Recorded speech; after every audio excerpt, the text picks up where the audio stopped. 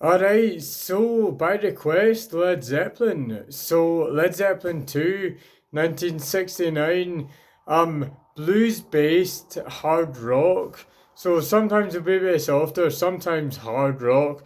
Never metal. There's not a single bone of metal in Led Zeppelin's entire body of work. Black Sabbath were coming out in '69. So, um, anyway, what a start with Whole Lot of Love. Kind of all four musicians put center stage. A gigantic guitar riff dominates the stage here with matching bass. Robert Plant's vocals command all attention at the same time, and John Bonham's drums hold this all together. And not just boring like beat bass now, bass now. He's got a wee bit of style about him. So he's got a kind of push on the fourth beat of every second bar here. Just sounded kind of cool. All of this put together, kind of saying, this is what heavy rock sounds like. I do like it. There's a cool bit during this tune, the stereo. So stereo's been around for a while by this point, but I think using it like this as a part of a tune hasn't been done before, and I'm not sure it's been done afterwards. So you could like sit in between your speakers or do on your headphones, and you kind of hear the music sort of go in your ear and through your head and come out the other side.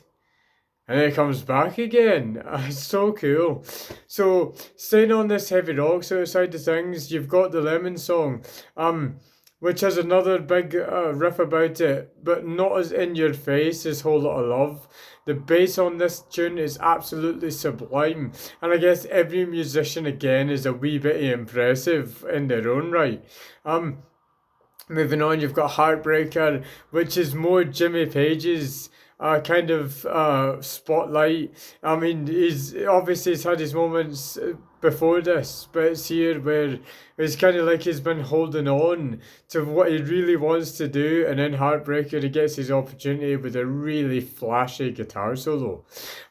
If you have one more for the softer stuff, you've got What Is and What Should Never Be just after A Whole Lot of Love. Guitar work here making you feel like you're relaxing on a Hawaiian beach holiday or something like that.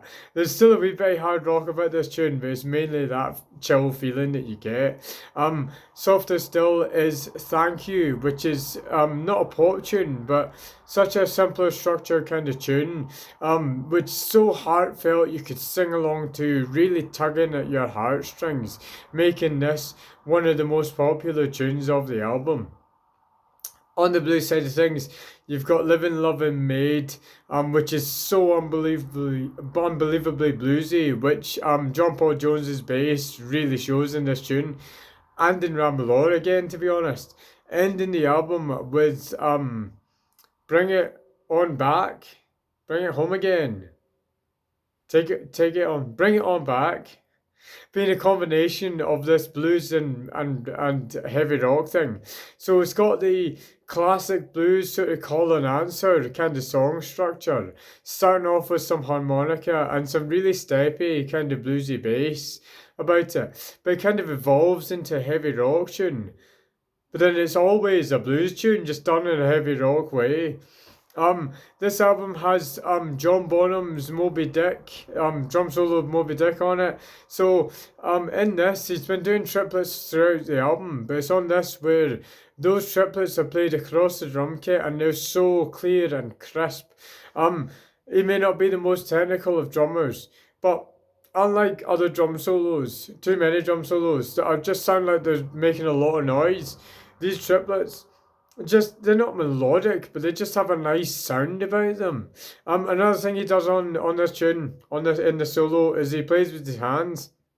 So I guess I don't know if he's maybe taking a leaf out of Joe Morello's book from with his drum solo on take five, playing with his hands. But this really kind of a great example of how Bonham may not have been the most technically gifted drummer, but he really feels this music. It's in his heart and soul.